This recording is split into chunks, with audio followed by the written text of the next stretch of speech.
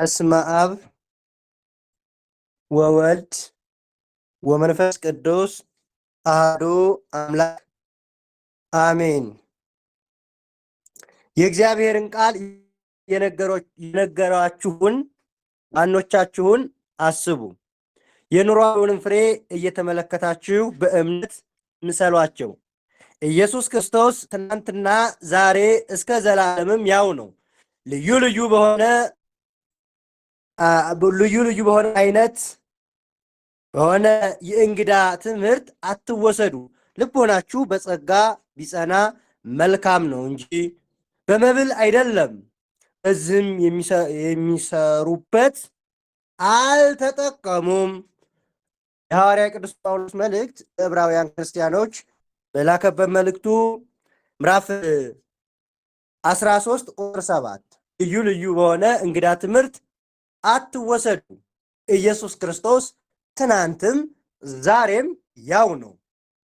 የእግዚአብሔርን ያስተማሯችሁን መምህራኖቻችሁን ዋኖቻችሁን አስቡ። ይህ የቅዱስ ጳውሎስ መልእክት ነው። እንኳን ለታላቁ አባት ለቅዱስ ቄርሎስ አምደ ሃይማኖት ዓመታዊ ክብረ በዓል እንኳን አደረሳችሁ አደረሰን። በእውነት ቅዱስ ቄርሎስን አምደ ሃይማኖትን እንዴትስ ባለ ቃል ብንገልጸው የዚህን አባት ድርጊቱንና ስራውን ሊገልጽልን እንዴትስ ይችላል? በእውነትስ እኔና እናንተ ስለዚህ ቅዱስ መናገር እንችል ይሆን? ኧረ አንችልም። ስለዚህ ቅዱስ ለመናገርም ሆነ ስለዚህ ቅዱስ ለመመስከርም ሆነ መመርም ያስፈልጋልና፣ ግን መቼስ ሕፃን ልጅ የእናቱን ቀሚስ ይዞ ከመሬት እየቧደደ መጥቶ የእናቱን ቀሚስ ይዞ ወደ ላይ ቀና ብሎ አንጋጦ እናቱን እንደሚያይ ሁሉ እኛም ባይገባንም አባታችን ቅዱስ ቄርሎስን እስቲ ቀና ብለን ምን እንዳደረገ በከፊልም ቢሆን እንመልከት። የእሱን ነገር ስንናገር አማላጅነቱ ረድቶን እንጂ የእግዚአብሔር ቸርነት በዝቶልን እንጂ እንደኛ ያለ የዚህን ቅዱስ ገቢረ ተአምር መናገር መመስከርም ማብራራትም፣ ምክንያቱም ቃላቶች ደርድሮ ለማስረዳት አይችልም። በተለይ እንደኔ ያለ አንደበተ ኮልታፋ ማለት ነው። እግዚአብሔር አምላክ ሁላችንም በቸርነቱ ይጎብኝና ሃይማኖት ቅዱስ ቄርሎስ ሊቀ ሊቃውንት የቤተ ክርስቲያን አምደ ሃይማኖት የሃይማኖት መሰሶ ቤትን ይሸከማል። ቤት በመሰሶ እንደሚቆም ሁሉ ለሃይማኖት ለቤተ ክርስቲያን መሰሶ የሆነ ነውና ቅዱስ ቄርሎስ እንኳን አደረሳችሁ አደረሰን። ስለዚህ ቅዱስ እስኪ ጥቂት እንላለን። እንዲሁም ደግሞ አባታችን ቅዱሱ ታላቁ አባታችን አባ ሊባኖስም እንዲሁ ልደታቸው ነው። በተለይ ዓመታዊ ክብረ በዓላቸው ዛሬ ተገናኝተናል። ላወራና ልናገር ሲፈለኩት ስለ ቅዱስ ቄርሎስ ነው። ሊቁ የተወለደው በእስክንድርያ ግብፅ በአራተኛው መቶ ክፍለ ዘመን ነው። እናቱ ያወቋት በተለይ ስለሷ ሲነገር እጅግ ይገርማል፣ እጅግ ያስደንቃል። የወቅቱ ፓትርያርክ የቅዱስ ቄርሎስ የቅዱስ ቴዎፍሎስ እህት ነበረች። የጳጳሱ እህት የቅዱስ ቴዎፍሎስ እህቱ ነበረችና አጎቱ ቅዱስ ቴዎፍሎስ ወስዶ አሳድጎታል። ገና በልጅነቱ ወደ አባ ታርቢዎስ ገዳም ገብቶ ቅዱሳት መጽሐፍትንና ቀዳማዊ ሕይወትን ተምሯል። በጾም በጸሎት እና የታሸነውና ሲማር አንድ ጊዜ ከንባቡ ሕሊናው ተስሎ ይቀለን ነበረ። እባክህ ጌታ ሆይ ለቅዱስ ቄርሎስ የሰጠኸውን እውቀት ለእኛም ስጠን። ቅዱስ ቄርሎስ አንድ ጊዜ ከነገራችሁ ከአእምሮው ላይ ይሳልለት ነበር እንጂ አያዳግምም ነበረ። ድጋሞሽ አንድን ቃል መድገም አያስፈልገውም ነበረ። ይህ እንዲህ አይነቱ ከእግዚአብሔር የተሰጠ ጸጋ ነው።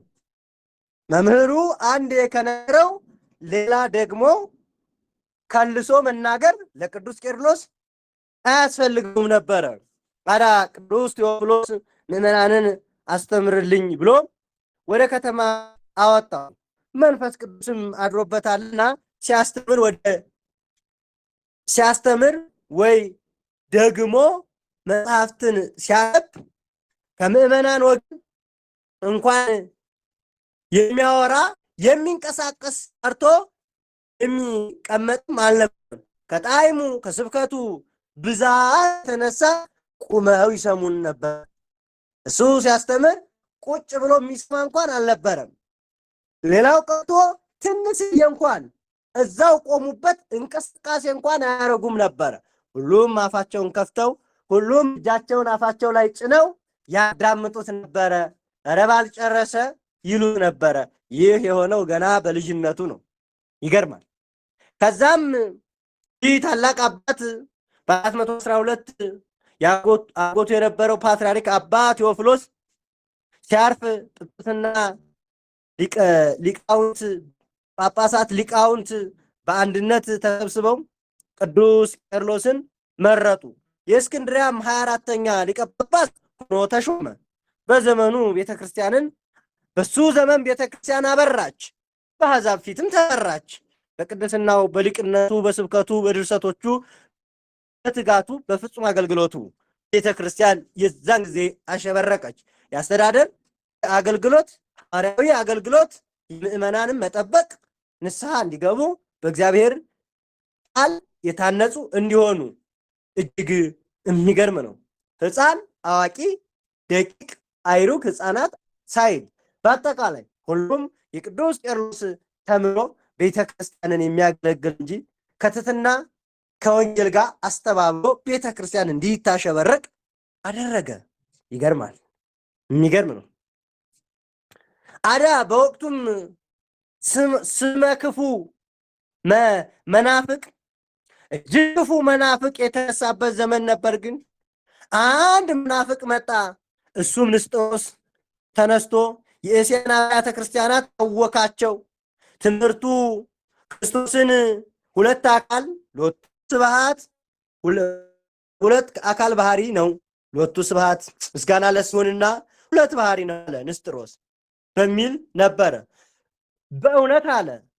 ይኸው በእውነት እነየው ከተባለ ግን ጠቡና ጥላቸው ከክርስቶስ ጋር አልነበረም። ጠቡስ ከወለደችው በድንጋሌ ሥጋ በድንጋሌ ነፍስ ከጸናች ከክብርት እመቤታችን ጋር ነበረ። ጠቡ ድንግል ማርያም ጋር ነበረ። ምክንያቱም ጌታችን ወደ ሁለት የከፈለው ይህ መናፍቅ እመቤታችን የአምላክ እናት አይደለችም ለማለት ነው። ላቲ ስብሐት። እስኪ ላቲ ስብሐት በሉ። ላቲ ስብሐት፣ ምስጋና ለእመቤታችን፣ ስግደት ለእመቤታችን፣ ውዳሴ ለእመቤታችን ይገባትና የአምላክ እናት አትባልም ለማለት ነበረ ንስጥሮስ ሲጋጋጥበት የነበረው ማለት ነው። በዛም ማለት በዚህ ክርስቶስን ሁለት ባህሪ ያደረገው ይህ መናፍቅ እመቤታችንን ወላዲተ አምላክ እንዳይል ወይም እመቤታችንን የአምላክ እናት ላለማድረግ ሲጣጣርና ሲጋጋጥ ነበረ ንስጥሮስ። መናፍቁ ንስጥሮስ፣ ከሃዲው ንስጥሮስ፣ ቤተክርስቲያንን ያወቀው ንስጥሮስ፣ ቤተክርስቲያንን ሁለት ከፍሎ ጀሌ አስከትሎ ተከታይ አስከትሎ ቤተክርስቲያንን ያወከ እመቤታችን ላይ ጥላቻው እንደ ዳቢሎስ ከፍቶ ከርፍቶ ሸቶ ገምቶ በምንፍቅና የመጣው ንስጥሮስ እና ቅዱስ ቄርሎስ ባለበት ዘመን በእውነቱ ይሰደ ይሆን? በዘመን እንኳን እንደኛ ባለ ሰነፍ ባለበት ዘመን እንኳን እንደፈለጉ ይፈነጫሉ። ግን በቅዱስ ቄርሎስ ዘመን ግን ይህ ቀልድ ነው፣ ይህ ቧልት ነው። ታላቁ ቅዱስ ቄርሎስ ባለበት ግን ንስጥሮስ መዘባበቱና መናፍቅ መሆኑ ዘበት ነው። በእኛ ዘመን ግን ቢሆን ኑሮ ንስጥሮስ የተነሳው ማንም አያስቆመው፣ እስከፈለገበት ድረስ ምንፍቅናውን ረእይቶ የሚፈልገውን ያህል ይወስድ ነበረ። ምክንያቱም እኛ ሰነፎች ስለሆን ማለት ነው። አያምጣው እንጂ እንደ ቅዱስ ማን ነው እንደው አያምጣው። በጀግኖች ዘመን አንበሳ በሆኑ አባቶቻችን ዘመን እንደው ታላላቅ መናፍቃን ተነሱ እንጂ በእኛ ዘመን ቢሆን ዋቂ ሰዎች ነበር። ምክንያቱም በእኛ ዘመን ቢሆን ይሄ የሆነ የተከሰተው ባላስቆምነው ነበረ።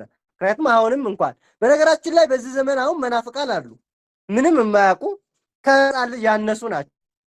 ሕፃን ልጅ እንኳን የማያለው መጽሐፉ በዛ ጊዜ የነበሩ መናፍቃን ግን ቢያንስ እንኳን ያነበቡ ቢያንስ እንኳን በሊቅነት ደረጃ ልንጠራቸው የሚያስችል ትምህርትና እውቀት አላቸው። መቼም ቀለም የማያስተው የለም። ትምህርት መማሩ ብቻ ዋጋ የለውም። እነዛ በዛ ዘመን የነበሩት መናፍቃን እነ ንስጥሮስም እነ አርዮስም እነ ስፋልዮስም እጅግ በጣም በርካታ ስማቸው ራሱ ተዘርዝሮ የማያልቅ መናፍቃን ነበሩ። እነዛ ግን ፍልስፍናን ከሃይማኖት ጋር እየተጋጨባቸው፣ ልብ በሉ፣ ፍልስፍናቸው ከሃይማኖት ጋር እየተጋጨባቸው ነበር የሚወቁት ማለት ነው፣ መናፍቅ የሚሆኑት ማለት ነው። እዚህ ዘመን እንኳን ፍልስፍና እንኳን ሃይማኖታዊ እውቀት ቀርቶ አይደለም ገና ደድ ያላሉ መናፍቅ ናቸው። ግን እንደዛም ሆነው መንጋውን እየነጠቁ እየወሰዱ ነው፣ እያታለሉ ግማሹ በቢዝነስ በገንዘብ በላቂ ሰንቲም በራፊ ሰንቲም በላቂ ጨርቅ ይወስዱታል። እና ይህ መናፍቅ ንስጥሮስ ግን ሲነሳ በዘመኑ ምንም ማድረግ አይቻልም። ታላቁ ቅዱስ ቄርሎስ ያለበት ዘመን ስለሆነ እጅግ በሚገርም ሁኔታ መቋቋምና መገዳደር ቤተክርስቲያን እንድትችል አድርጓል ማለት ነው። ነገሩን ቅዱስ ቄርሎስ በሰማ ጊዜ እንደው ምን አለ? ንስጥሮስ እመቤታችን ወላዲተ አምላክ አትባልም፣ ልጇም ኢየሱስ ክርስቶስም ሁለት ባህሪ ነው ያለው በማለት ይህን ምንፍቅና ሲሰማ ኧረ ቅዱስ ቄርሎስ ምን አለ? ቅዱስ ቄርሎስ ይህን ሲሰማ በሰማ ጊዜ ወዳለበት ሄደ። የሚገርም ነው። ያሁን መናፍቃን ወደኛ ነው የሚመጡት። የዛን ጊዜ ግን የኛ ቀጥ ብሎ ነው የሄደለት። ወዳለበት ሄዶ ቢመክረው ምንድን ነው ብሎ ቢመክረው ንስጥሮስ ሊሰማ አልፈለገም። በዚህ ምክንያት በትንሹ ቴዎዶሲዎስ የቁስጥንጥንያ ንጉሥ ትእዛዝ ኤፌሶን ታላቅ ጉባኤ እንዲሰራ ይወተወተ። እኛ በጉባኤ ነው መከራከር ያለብናል። ሊቃውንት መሰብሰብ አለባቸው። እኔ ሁሉንም አሳምኜ ሁሉንም የኔ ትምህርት እንደሚበልጥ አሳያለሁ አለ። ተፈራገጠ። እታው ተባለ። ኧረ ተው ወይኔ ተባለ። ቅዱስ ቄርሎስ መከራው እምቢ ካለ መከራ ይምከረው ነውና ነገሩ። መከረው፣ አስተማረው። ሊያዳምጠውና ወደ ውስጥ ሊወስደው ቃሉን አልፈለገም። ይሄ ነው ችግሩ። አላዳመጠውም። በዚህ ጊዜ ነበረ ታላቁ ጉባኤ በኤፌሶን ከተማ በኤፌሶን ከተማ ይሄ ታላቅ ጉባኤ እንዲደረግ የተሆነው። ታላቅ ጉባኤም እንዲሰበሰቡ ተደረገ ሆነ። ይህም ጉባኤ ቤተክርስቲያናችን የመጨረሻው የተቀደሰ ጉባኤ ነው። የተደረገውም በ431 ነው። ቤተክርስቲያናችን ወሳኝ ነገር ልንገራችሁ፣ እጅግ ወሳኝ ነገር ማለት ነው። በተለይ ሶስቱን ጉባኤ አንድ በደንብ ካወቀ የሃይማኖታዊ ምንፍቅናም ሆነ እንዲሁም ደግሞ ማንኛውም ጥያቄ ቢመጣ በቀላሉ የምንፍቅና ጥያቄዎች ቢመጡ በቀላሉ ያ ሰው አይክድ። አራት ጉባኤያት ለምን እንደተደረጉ በምን ጉዳይ እንደተደረጉ ታወቀ። አራተኛው ግን ጉባኤ ከለባት ምንድን ነው? ውሻ ማለት ነው። የውሾች ጉባኤ፣ የመናፍቃን ጉባኤ ተብሎ የሚጠራው። ሶስቱ ግን እጅግ ትልልቅ ጉባኤ በዓለም ደረጃ የተደረጉ ናቸው። ጉባኤ ቁስጥንጥንያ፣ ጉባኤ ኤፌሶን፣ ጉባኤ ኬልቄዶን የሚባለው የውሾች ጉባኤ አራተኛ ላይ ያለው ማለት እሱን አትቀበልም ቤተክርስቲያን። ልብ ማለት አለባችሁ። ጉባኤ ቁስጥንጥንያ፣ ጉባኤ ኒቅያ፣ ጉባኤ ኤፌሶን ግን የቤተ ክርስቲያናችን ታላላቅ ጉባኤ ናቸው። እጅግ የሃይማኖት ውሳኔ የተወሰነባቸውና መናፍቃን አፍረውና ተሸማቀው ተዋርደው የተመለሱበት ጉባኤ ነው ማለት ነው። እና በሶስተኛ ደረጃ ላይ የምናገኘው ጉባኤ ኤፌሶን ነው። ታዲያ በ431 በኤፌሶን ከተማ መናፍቃኑን ለማውገዝ እጅግ ተጠራቅመው ቁጥራቸው የሆነ መናፍቃን የተሰበሰቡበት ነው። እና ከተዋህዶ ግን አባቶቻችን የኒቅያ ጉባኤ 200 ቅዱሳን ሊቃውንት ተገኙ። በዚህ ጉባኤ ላይ የተገኙ ስንት ናቸው? በመጀመሪያው 318፣ በመቀጠል በሁለተኛው ጉባኤ ላይ 150፣ አሁን ደግሞ በመጨረሻው ጉባኤ ላይ በኤፌሶን 200 ሊቃውንት ነው። መርሳት የለባችሁም ይሄን ማለት ነው። እና በዚህ ጉባኤ 200 ሊቃውንት ተገኝተውበታል። የሚገባውም በጸሎትና በሱባኤ ከተፈጸመ በኋላ ጉባኤው ተጀምሯል። አፈ ጉባኤውም ሊቀ መንበሩ ማር ቅዱስ ቄርሎስ ነበር። በረከት በእውነት የዚህ ጉባኤ ሊቀ መንበር የሆነው ማነው? ቅዱስ ቄርሎስ ነበረና በጉባኤው ፊት ንስጥሮስ ተከራክሮ በረታው ጊዜ ምላሽም አሳጣው። ከቅዱሳት መጽሐፍ ክርስቶስ አንድ ባህሪ መሆኑን ድንግል ማርያም ወላዲተ አምላክ መሆኗን እየጠቀሰ በምሳሌ እያሳየ አስረዳው። አፋፉን አለው። ይሄ መችላል ክርስቶስ አንድ ባህሪ እንጂ ሁለት ባህሪ ነው መችላል። ወንጌሉ ከየትኛው መጽሐፍ አገኘው? ከየትኛውስ ትምህርት አገኘው? እመቤታችንስ የወለደችው አምላክን አይደለም ወይ? በድንጋሌ ሥጋ በድንጋሌ ነፍስ የጸናች እመቤታችን የወለደችው እኮ አምላክ ነው። ኧረ ሁለት ባህሪ ያለው ነው የሚል የታገኘው? ይህ ያንተ ድርሰት አይደለም ወይ አለው። በዛ ሁሉ በተሰበሰበ ፊቱ፣ በዛ ሁሉ ሊቃውንት ፊት፣ በዛ ሁሉ መናፍቃን ግጥም ብሎ እንዳሁን እንዳይመስላችሁ ልክ እንደዚህ ስቴዲየም ኳስ እንደሚገድፉት አሁን አይነት ነው። አሁን ለማንጫ ላይ እንደሚረባረቡት ማለት ነው። እንደዛ ነው ህዝቡ የተሰበሰበ። እጅግ በጣም ከመጠን በላይ ህዝቡ እዛ ተሰብስቧል። ሊቃውንቱም አለ። ንስጥሮስ እንደዚህ ወደ ላይ እየተቆለለ ነው የመጣው። ሲመጣ ራሱ ማለት በጣም ይገርማል። በጣም እጅግ ቤተክርስቲያን ፈትኗት ነበረ። ምዕመናን እጅግ አውቀው ብዙዎችን ነጥቆ ወስዶ ነበረ። እጅግ ቤተክርስቲያን የበጠበጠችበት ዘመን ነበር ያ ዘመን። ታዲያ ምን ይሆናል?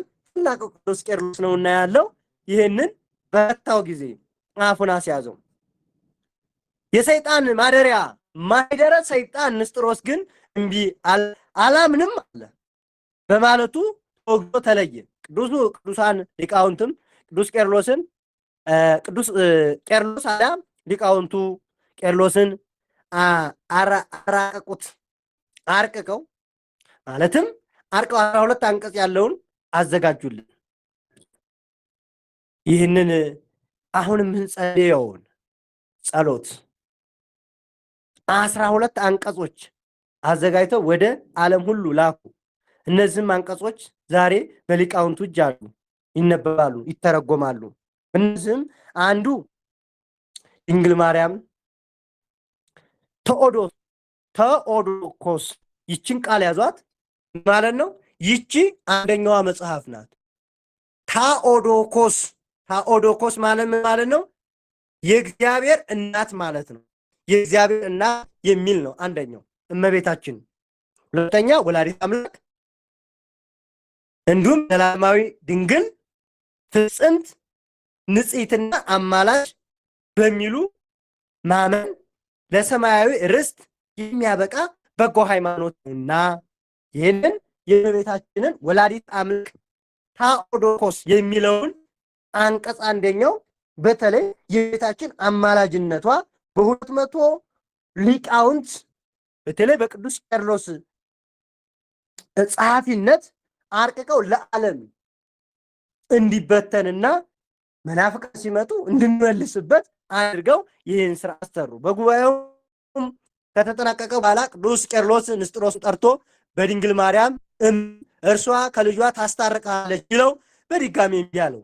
ያ ጊዜም ሊቁ የአምላክነት ለአምላክናት ያልታዘዝክ አንተ ይህ ምላስህ ለአምላክነት ካልታዘዘ ምላስህ ለአንተም አይታዘዝ ብሎ ረገመው። ወዳውኑ ምላሱ ተጉሮሮ ልብ በሉ ከውስጥ ተጎልጉሎ ወጥቶ ደረቱ ላይ ተንጠለጠለ። እንደ በግ ላት፣ የበግ ጅራት ታውቃላችሁ አይደል? ቃላ እንደሚንዘለዘለው ምላሱ ከጉሮሮው ምን አለ? ከታች ከጉሮሮ ተልቅቆ ወጣና ምላሱ ረዘመና ወደታች እንደ ጅራት ሆነ። ወደ ታች ገባ፣ ወደ ውስጥ ተቆርጦ አይወርቅ። ምክንያቱም እመቤታችንን ድንግል ማርያም ላይ አፍን መክፈት ምላስ ተጎልጉሎ ደረት ላይ ይወርዳል። ተባለ ምከረው እምቢ ካለ መከራ ይምከረው ያልኳችሁ እኮ ለዚህ ነው። ኧረ ተው ልጅ ያለው ቅዱስ ቄርሎስ አስተማረው። ጭራሽ ንቀቱ ንቀት እንዳይመስላችሁ፣ ትቢቱ ትቢት እንዳይመስላችሁ፣ መመጻደቅ መመጻደቅ እንዳይመስላችሁ። ምንጊዜም መናፍቃን አዳ ገንዘብ አላቸው። በገንዘብ ብዙዎቹ እንዳም ሲል እያምታታ ብርብሽ እርብሽ በቃ ብጥብጥ አረገ። በቃ ለክብሩ ተባለ፣ ጉባኤ ተሰራበት፣ እንዲህ አለ። በዛ ሁሉ ሊቃውንት ፊት ተመት፣ እንዲህ አለ።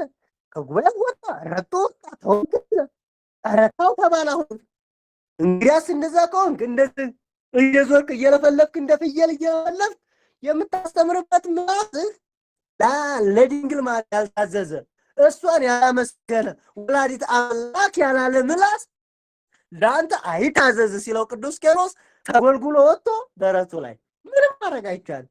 ምላሷን ጎልጉላ ንስጥሮስ በከተማ እየዞረች እኔን ያየ ይቀጣ፣ ሌላ ምንም ማድረግ አይቻልም እና ተጎልጉሎ ወደቀ።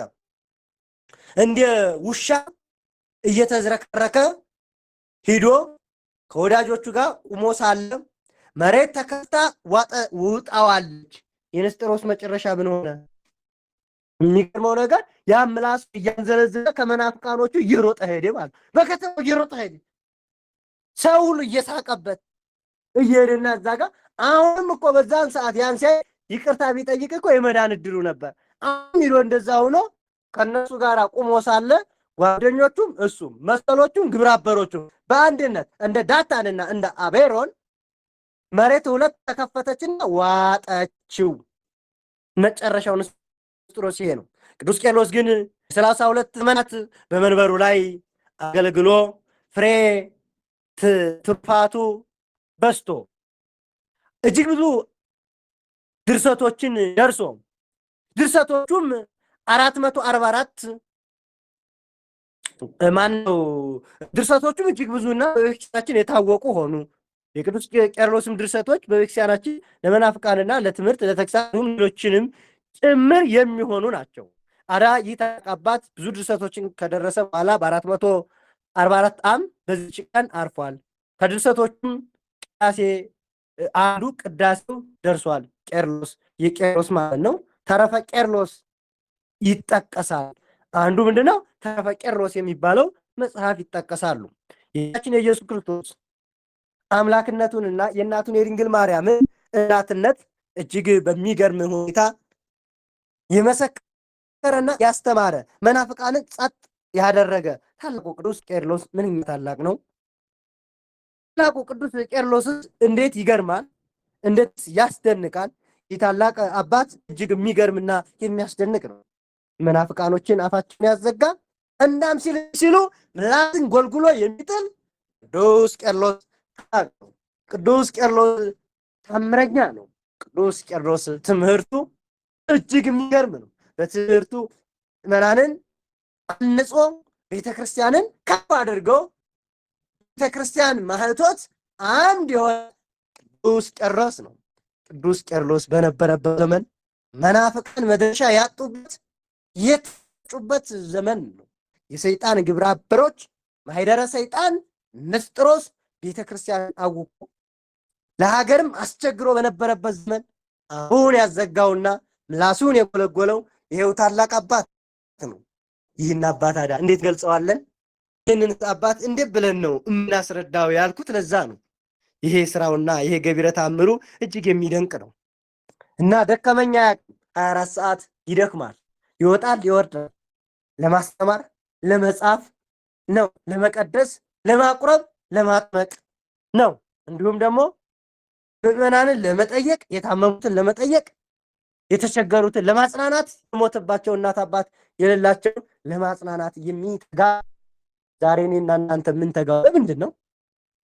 አዎ እኔና እናንተ ዛሬ መከራችንን የምንበላው ዓለማዊ ነገር ስላልሞላልን ነው። ቅዱስ ቄርሎስ ግን አባቶቻችን ግን የሚተጉት ለምድራዊ ነገር ሳይሆን ለሰማያዊ ነገር ለእግዚአብሔር መንጋዎች ነበር የሚጨነቁት። እግዚአብሔር አምላክ የእነዚህን አባቶች በረከት ረድኤት በእውነት በእኛ ላይ ያሳድርብን። አባቶቻችን እጅግ ግሩማን ናቸው። አባቶቻችን እጅግ ታላቅ ናቸው። ስለዚህ የምንፍቅና ጥርጥር ዛሬ የጀመረ አይደለም፣ በአባቶቻችን ዘመን የተጀመረ ነው። ስለዚህ እነዚህን ታላላቅ ጉባኤ የነ አርዮስን የነ ንስጥሮስና ሰባሊዮስን የነ መቅዶኒዎስን የመሳሰሉ እነዚህ መናፍቃኖች እንዴት እንደተወገዙ የምንፍቅናቸው መነሻ ሐሳብ ምን እንደነበረ ይህንን በአግባቡ ከተረዳችሁና ካወቃችሁ እነዚህ ትልልቅ ጉባኤ እነዚህ ትልልቅ አባቶች ተሰብስበው የተደረጉ ጉባኤ እነዚህ ናቸው። ብዙ መናፍቃን በተለይ የወጡት ከነዚህ ናቸው። የመናፍቃን አባቶች ነው። እንዲሁም ደግሞ ቤተክርስቲያን ነጥራ እንደ ወርቅ በእሳት ተፈትና የወጣችበት ዘመን ነው። ቤተክርስቲያን እሳት ውስጥ ገብታ እሳት ውስጥ ነጥራ የወጣችበት ዘመን ያ ዘመን ነው። ነጥራ የመጣች ቤተክርስቲያን ጽድት ብላ የመጣች ቤተክርስቲያን ነች ማለት ነው። አይቱም መናፍቃኑ ተበጥረው እንደ አክርዳድ ወይም እንደ ንፋሽ ከእህል ላይ እንደምታነፉት ከቤተክርስቲያን ለይተው አውጥ አባቶቻችን ሕግና ስርዓቷን ድንበርና ልክ ሰርተው መጽሐፎቿን እንዳይበርዙ እንደፈለጉ እንዳይበርዟቸው መጽሐፎች ላይ ገደብ አድርገው ለመጪ ትውልድ እንዴት ማስተላለፍ አለብን ብለው ተጨንቀው በመንፈስ ቅዱስ ሐሳብ ወይም በመንፈስ ቅዱስ መሪነት ጽፈውና አስቀምጠውልን ዛሬ የተቀመጠውን ማድ እነሱ አዘጋጅተው በመሶብ ያዘጋጁትን ማድ አልበላም እንደማለት ነው። ሕፃን ልጅ እናቱ ወጥና እንጀራ አስቀምጣለት ከሄደ ከመሶብ እንጀራ አንቶ ከጭልፋ በጭልፋ መብላት የልጁ ፈንታ ነው። ያን አልበላም ብሎ ግን እያቀሰ ከተቀመጠ የሚጎዳው ሕፃኑ ነው።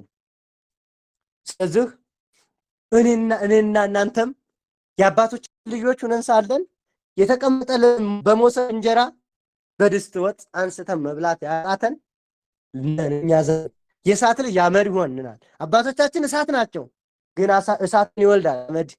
አመድናልኛ እንደ አመድ ማንጥቅም ብናኞች ሆነናል። አባቶቻችን ግን እጅግ የሚገርሙ ናቸው። ቢያንስ እንኳን የጻፉትና ያስቀምጡትን መጽሐፍ ማንበብና ማወቅ እንኳን ለመረዳት እንኳን ፍላጎት የለንም። ተጨጭቀን እንኳን አንሰማም። እኛን የሚያስጨንቀን ዓለማዊ ነገር ነው። እኛን የሚያኳትነን የምድር የሚቀረው ነገር ነው። አይምሮችን ጠፍሮ 20 ሰዓት የሚያስጨንቀንና የሚያስለቅሰን ወይም እኛ የሚያናድደን የሚያበሰን ሃይማኖታችንን ማወቅ መጽሐፍቶችን ማወቅና ሕገ እግዚአብሔርን መጠንቀቅ ወይም ስለ ቤተክርስቲያንና ስለ ክርስቶስ ዋጋ መክፈል የሚሉት እነዚህ ነገሮች አያስጨንቁ። እኛን የሚያስጨንቀን እከሌ መኪና ገዛ፣ እከሌ ቤት ሰራ፣ እከሌ ደግሞ እንደዚህ ሆነ፣ እከሌ አውሮፓ ገባ፣ እከሌ እኮ እንዲህ ያለ ሆነ የሚለው ነው እኛን የሚያስጨንቀን።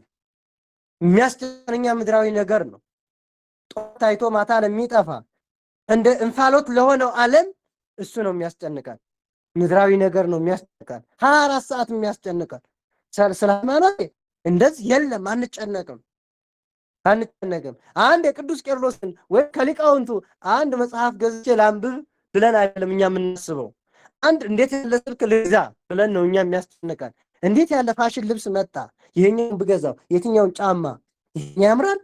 እኛ የሚያስጨንቀን መጽሐፎችን ገዝተን ህይወት የሚሆነው የጸጋ ልብስን የሚያለብሱትን ቅዱሳን መጽሐፍትን አንበን ያንን ማንበብ ሳይሆን የሚያስጨንቀን እኛን የሚያስጨንቀን የሚለበስ ልብስ ነው፣ ቡቲክ ነው። እኛን የሚያስጨንቀን ምድራዊ ነገር ነው። በቃ የሚያስጨንቀን በቃ ሚዛናዊ አይደለም። እውነቴን እኮ ነው የሚያስጨንቀን። እስኪ ራሳችን ታዘቡት ማለት ምንም ያስጨንቀን። አሁን እጅግ ብዙ መጽሐፎች አሉት። አንድ ቅዱስ ቄርሎስን እኔ ገና ዛሬ የሚሰማ ሰው ይኖራል። ገና ዛሬ ማለት ነው። ገና ዛሬ የሚሰማ ይኖራል። አያውቅም ከነጭራሹ ማለት ነው። በቤተክርስቲያናችን እጅግ ግንባር ቀደም ከሚባሉት እንግዲህ ታላላቅ ሊቃውንት መምህራን ሲባል ቅዱስ ቄርሎስ ነው። አምደ ሃይማኖት ቤተክርስቲያን አምድ ነህ አንተ፣ ለእኔ አምድ ሆንክልኝ ነው የምትለው። አምድ ደግሞ መሰሶ ነው። አንተ ለእኔ መሰሶ የሆንክልኝ ነው የምትለው ቅድስት ቤተክርስቲያን። እና እህቶቼ ወንድሞቼ፣ እና እኛ ያለን የት ላይ ነው? እግዚአብሔር በቸርነቱ ይመልሰን። እግዚአብሔር ወደ ቤቱ ይመልሰን። ቅዱስ ጳውሎስ የነገረንን የአባታችን የብርሃን ዓለም የቅዱስ ጳውሎስን መልእክት የቅዱስ ጳውሎስ ለኛ የላከልን እኛ የነገረን ቃል ዘንግተናል። ስነሳ በምዕራፉ በዕብራውያን ላይ ምንድን ነበር ብለን የተነሳ ነው? ዋኖቻችሁን አስቡ ብለን የተነሳ ነው።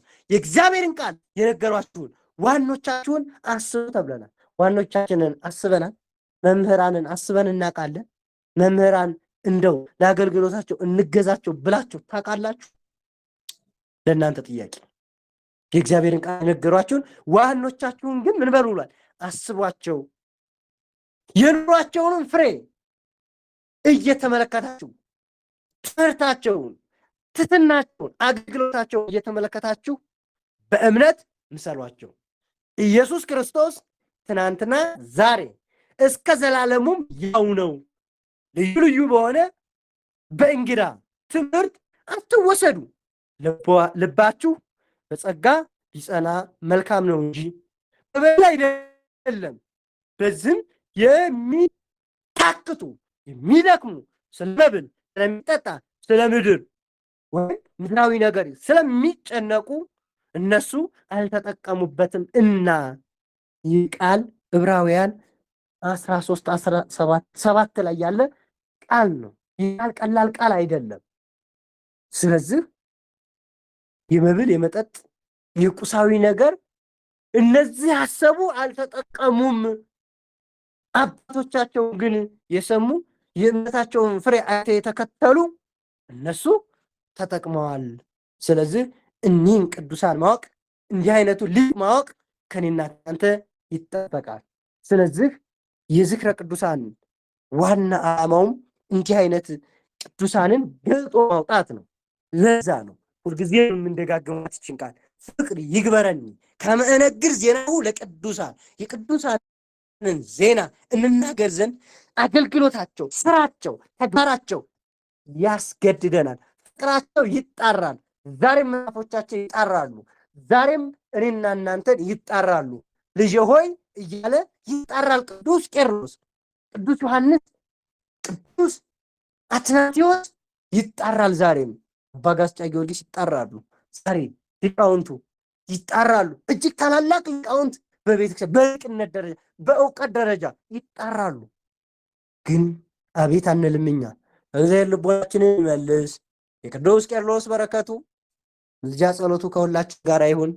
እኛም በሰማነው ቃል ፍሬ እንድናፈራ ሰሚዎች ብቻ ሳንሆን ተግባሪዎች እንድንሆን የአምላክ ቸርነት፣ የድንግል አማላጅነት፣ የቅዱስ ምልጃ፣ የመላእክት ጥበቃ አይለየን። ማይስጥኩ አንተም ሁሉ መንፈስ አርቶኒ ያለ አግባብ የጨመርኩትን የጎደለውን እግዚአብሔር አምላክ ቸርነቱ ይሙላበት። የራቀውን አቅርቦ የረቀቀውን አምቶ ምስጢርን አከናውኖ እንሊዲያ ልቦናችንን ከፍቶ የምናስተውልበትን በነገር ሁሉ አድሎ በሃይማኖትና በምግባር በንስሐና በቅዱስ ሥጋውና በክቡር ደሙ በተዋህዶ ቤት ጸንተን እንድንኖር እግዚአብሔር አምላክ ይርዳን። ሁላችንንም የምንጠቅም እንጂ የማንጠቅም እንዳንሆን እግዚአብሔር አምላክ ይርዳን። ወላዲተ አምላክ የበላይ እመቤት ንጽሕተ ንጹሐን እማምላክ ወላዲተ አምላክ እሷ ምልጃ ጸሎቷ አይለየን። በዚህ ቀን እናታችን ቅድስት በዓታ ማርያም ምልጃ ጸሎቷ አይለየን። በቤቱ እንንጸና፣ የእናትነት ፍቅሯ አይለየን። ይህን ዝክረ ቅዱሳን የምትከታተሉ የቅዱሳኑ በረከት ይደርባችሁ፣ ቅዱሳኑ ይባርኳችሁ፣ ቅዱሳኑ በምሕረት በይቅርታ ከእግዚአብሔር ጋር ያስታርቋችሁ። የቅዱሳኑ ምልጃ ጸሎት ሃይማኖታቸው ከኔም ከናንተም ጋር ሆኖ ይህንን ዝክረ ቅዱሳን በመስማት በረከተ ሥጋ በረከተ ነፍስ እንድናገኝ እግዚአብሔር አምላክ ይርዳን ይርዳችሁ።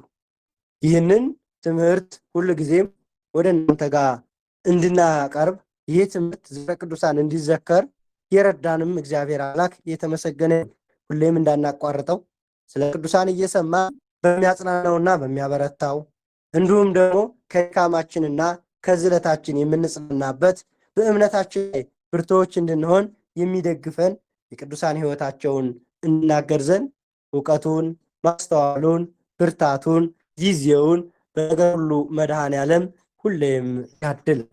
ወስብሐት ለእግዚአብሔር ወለወላዲቱ ድንግል ወለመስቀሉ ክቡር። ይቆየን። ይህ አንድ ሃይማኖት ቅዱስ ቄርሎስ ትምህርት ነበር።